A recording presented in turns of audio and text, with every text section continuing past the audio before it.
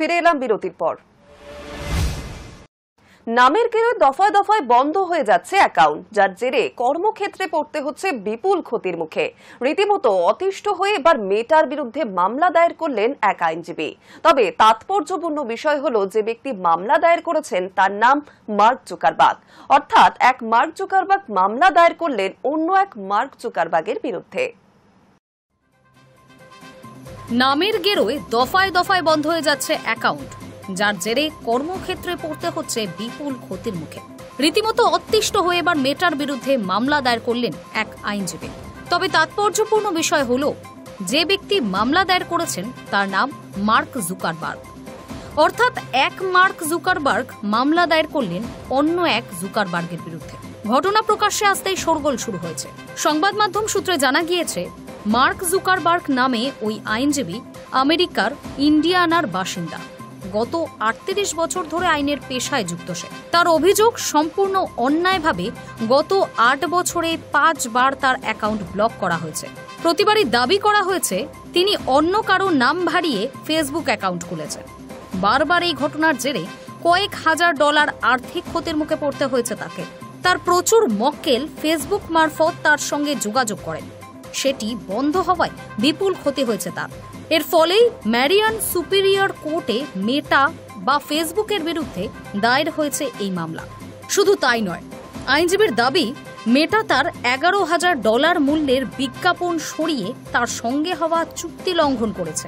আইনজীবী জুকারবার্গ বলেন, মেটা অ্যাকাউন্ট বন্ধ হওয়ার পর পুনরায় তা চালু করার জন্য সংস্থা যা বলেছে তাই তিনি করেছেন।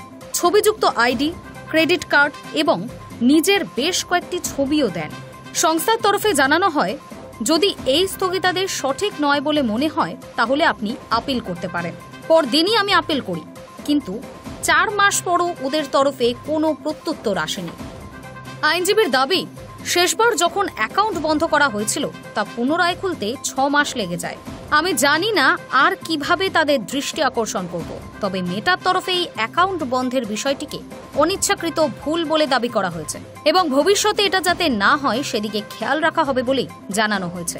তবে আইনজীবীর অনুমান, হতে পারে মেটার প্রধান মার্ক জুকারবার্গের নামের সঙ্গে তার নামের মিল থাকার কারণে অ্যাকাউন্ট বন্ধ করছে সংস্থা। তবে এর জেরে তার পেশার বিপুল ক্ষতি হচ্ছে। High news network. রাষ্ট্রসংঘের সাধারণ পরিষদের ৮০তম অধিবেশনে যোগ দেবেন না প্রধানমন্ত্রী নরেন্দ্র মোদী, তবে পরিবর্তে বিদেশমন্ত্রী এস জয়শঙ্কর ভাষণ দেবেন। এর আগে ঠিক ছিল ২৬শে সেপ্টেম্বর মোদী ভাষণ দেবেন, কিন্তু পরিবর্তিত পরিস্থিতিতে তার পরিবর্তে জয়শঙ্কর ভাষণ দেবেন ২৭শে সেপ্টেম্বর। রাষ্ট্রসংঘের সাধারণ পরিষদের ৮০তম অধিবেশনে যোগ দেবেন না প্রধানমন্ত্রী নরেন্দ্র মোদী, তার পরিবর্তে বিদেশমন্ত্রী এস জয়শঙ্কর ভাষণ দেবেন। এর আগে ঠিক হয়েছিল ২৬শে সেপ্টেম্বর মোদী ভাষণ দেবেন, কিন্তু পরিবর্তিত পরিস্থিতিতে তার পরিবর্তে জয়শঙ্কর ভাষণ দেবেন ২৭শে সেপ্টেম্বর। জুলাই মাসে প্রকাশিত তালিকায় জানা গিয়েছিল, চীন, পাকিস্তান, বাংলাদেশের প্রশাসনিক প্রধানদের সঙ্গে ২৩ থেকে ২৯ সেপ্টেম্বর পর্যন্ত অনুষ্ঠিত হতে চলা রাষ্ট্রসংঘের সাধারণ পরিষদে যোগ দেবেন মোদীও। কিন্তু এবার জানা গেল, মোদীর পরিবর্তে হিসেবে জয়শঙ্করের কথা। প্রসঙ্গত, এবারের অধিবেশনে প্রথম বক্তব্য রাখার কথা ব্রাজিলের।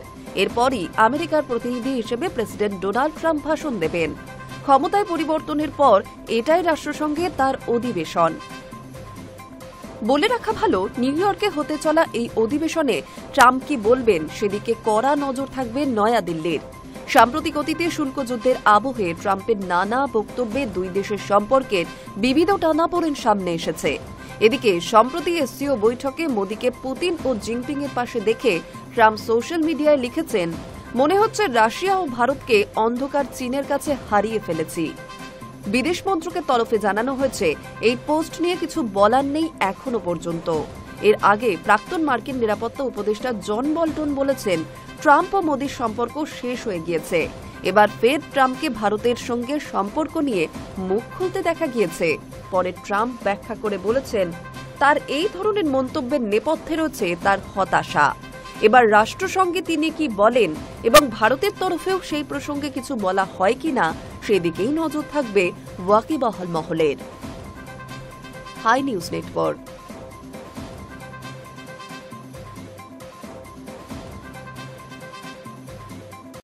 সবসময় মোদির বন্ধু, ভারত আমেরিকার সম্পর্ক নিয়ে ফের ইউটার্ন ট্রাম্পের।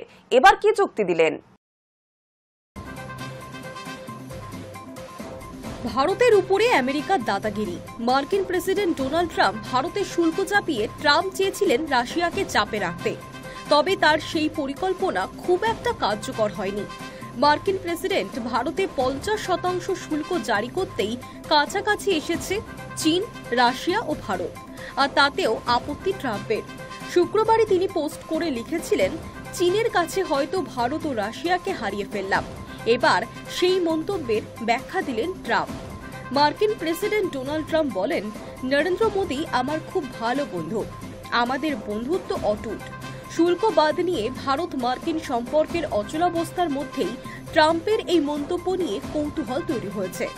ভারতীয় সময় শনিবার ভোরে হোয়াইট হাউসের সাংবাদিকদের প্রশ্নের জবাবে মার্কিন প্রেসিডেন্ট দাবি করেন, শুল্ক নিয়ে চলমান বিতর্কে তার সঙ্গে প্রধানমন্ত্রী মোদীর সম্পর্কের কোনো হেরফের হয়নি। তিনি মনে করিয়ে দেন, কয়েক মাস আগেই ভারতের প্রধানমন্ত্রী আমেরিকা সফর করেছেন। ট্রাম্প সম্পর্কে বলা হয়, পাহাড়ের আবহাওয়া পরিবর্তনের মতো মত বদল ট্রাম্পের হয়। অনেকেই মনে করেন তার এই আপাত খামখেয়ালিপনা আসলে এক ধরনের দাপট, আধিপত্যবাদী মনোভাব। তিনি যখন যা বলবেন সেটাই সেই সময়ের জন্য সত্য। নিজের সম্পর্কে এমন ধারণা নির্মাণ করেছেন তিনি। শনিবার ভোরে মোদী সম্পর্কে মন্তব্য করার আগে ভারত, চীন, রাশিয়ার বন্ধুত্ব নিয়ে তীর্যক প্রতিক্রিয়া দিয়েছিলেন মার্কিন প্রেসিডেন্ট।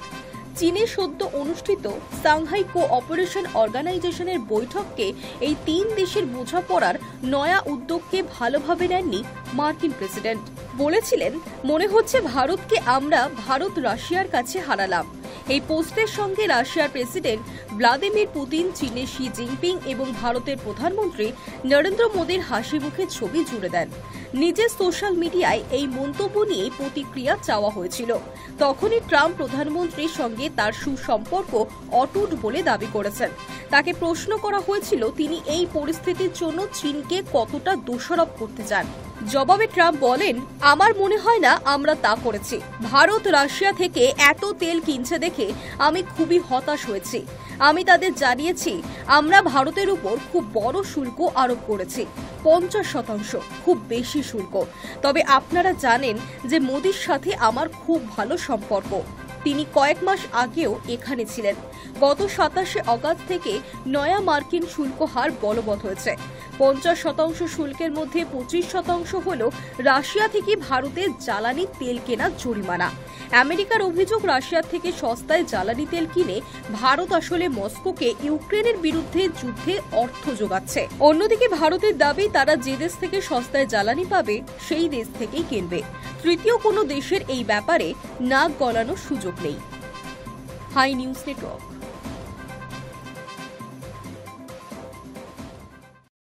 গত 37 বছরের মধ্যে এত ভয়াবহ বন্যা পরিস্থিতি দেখেনি পাঞ্জাব। লাগাতার অতি ভারী বৃষ্টির জেরে জলের নিচে চলে গিয়েছে পাঞ্জাবের বিস্তীর্ণ এলাকা। লাফিয়ে লাফিয়ে বাড়ছে মৃত্যু সংখ্যাও। এই পরিস্থিতি দেখে বন্যা বিধ্বস্ত পাঞ্জাবে 5 কোটির অনুদান পাঠালেন অক্ষয় কুমার।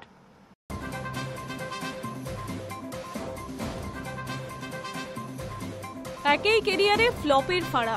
বিগত কয়েক বছরে একার লড়াইয়ে বক্স অফিসে নম্বর তুলতে অক্ষম অক্ষয় কুমার।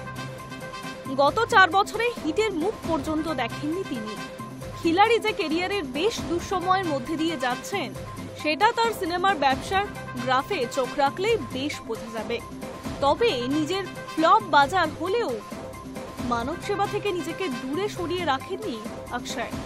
এবার বন্যা বিধ্বস্ত পাঞ্জাবে 5 কোটির অনুদান পাঠালেন অভিনেতা।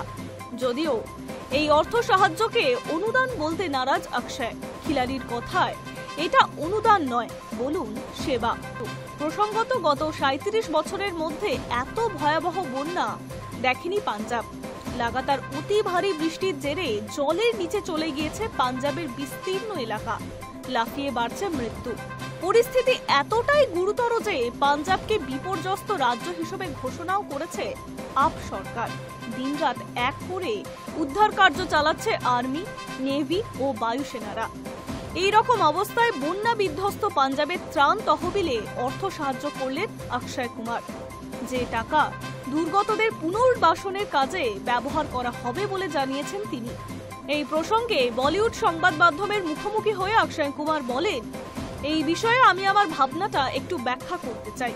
হ্যাঁ, আমি পাঞ্জাবে বন্যায় ত্রাণ সামগ্রী কেনার জন্য 5 কোটি টাকা দিচ্ছি, কিন্তু কাউকে দান করার আমি কে? সাহায্যের হাত বাড়িয়ে দেওয়ার সুযোগ পেলে নিজেকে ধন্য মনে করি। অক্ষয়ের সংযোজন, আমার জন্য এটি সেবা, খুব ছোট একটা অবদান। আমি প্রার্থনা করি পাঞ্জাবে আমার ভাই বোনেদের ওপর যে প্রাকৃতিক দুর্যোগ আছড়ে পড়েছে তা শীঘ্রই কেটে যাক। ঈশ্বর তাদের মঙ্গল করুক। Hi news network.